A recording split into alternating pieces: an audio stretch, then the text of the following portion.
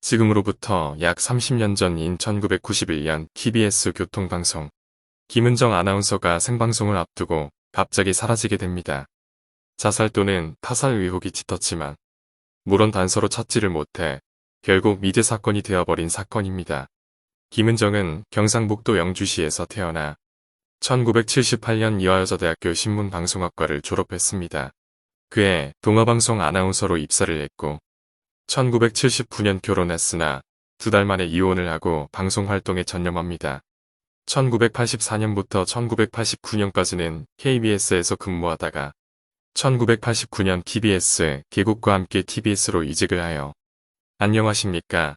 TBS와 함께 김은정입니다. 진행을 맡았습니다.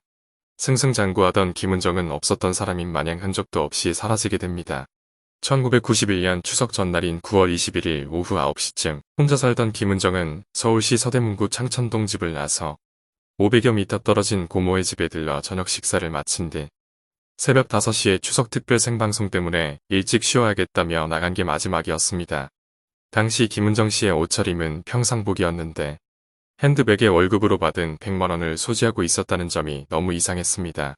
고모 집에 들리기 전 집에다가 돈을 두고 와도 되는 상황이었는데 왜 굳이 핸드백에 큰 돈을 소지하고 고모 집을 들린 다음에 갑자기 사라진 것일까요? 1990년 6월 개국 이래 단 한 차례에 펑크도 낸 적이 없었던 그녀가 연락이 두절된 채 행방불명이 되고 맙니다. 가족들은 나이 젊은 여자의 일시적 방황으로 여겼지만 실종 3일째가 되자 경찰에 가출 신고를 합니다.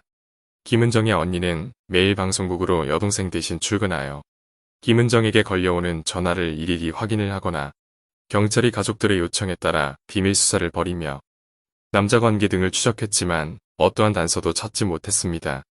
평상복 차림으로 현금 100만 원을 가지고 사라졌다는 점으로 돌발 사고로 추측만 내세울 뿐이었습니다.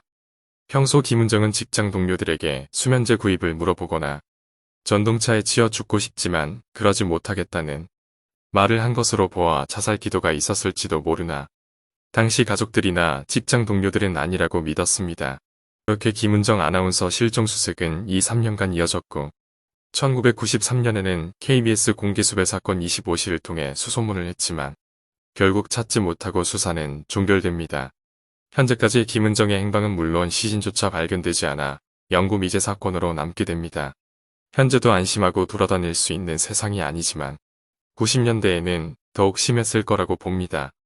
그래서 김은정 씨는 자살이 아니고 타살, 납치, 장기매매, 인신매매로 인해 실종이라고 판단할 수밖에 없는 것 같습니다. 지금으로부터 1~2년 전 토요 미스테리 사건 파일을 다루는 유튜버 디바제시카가 이 사건을 다루었습니다. 그런데 이 영상 댓글에 김은정 씨와 비슷한 사람을 봤다는 댓글이 달렸고 사람들은 김은정 씨가 아니냐며 동요했습니다. 몇 년 전 항해운선 조업 활동하느라고 베트남 구인현 통다이 친탄 해안에 한국인 여성분이 계셨는데 나이 연배로 따지면 저분과 많이 비슷하네요. 이목구비도 꽤나 비슷하고 전에 저 국내 실종사건 유튜브에서 검색해보다가 김은정 아나운서 실종사건 보다가 알고리즘으로 무당 채널에 가게 되었는데 그 무당분이 이분 안 죽고 생존해 계신다고 하더라고요. 근데 한국이 아닌데 계신 것 같다고 찾아도 찾을 수 없을 거라고 대체 어떻게 거기까지 가 있는지 몰라도 대나무 울타리가 쫙 쳐진 집안에 갇혀 계시는데 그 집이 있는 지역이 바다가 있는 그런 지역이라 하더라고요.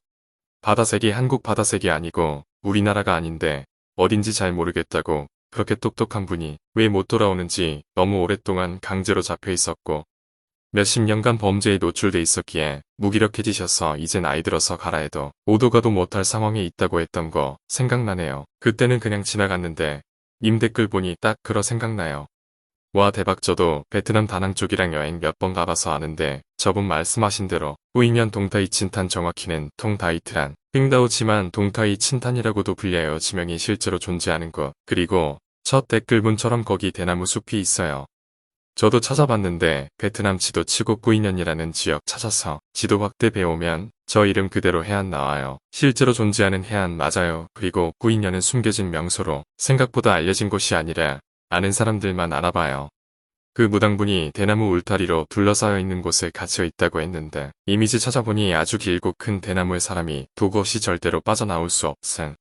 제가 뵙던 분은 대화 한번 제대로 못 나눠본 분이십니다. 장기간 항해운항을 하고 나서 그쪽에 임시 항구마을이 있는데 그때 해족이라고 하던 그곳에 음식을 내다 주시던 여성분이 계셨어요. 한국인 여성분이었습니다. 한국말을 하시는 걸 들어보지도 못했고 제가 뵙던 분은 정신이 이상한 분이 아니었습니다. 사연 속 당사자가 맞다면 그곳에 머물 이유는 없다고 생각이 드는 그런 정상적인 분이었습니다.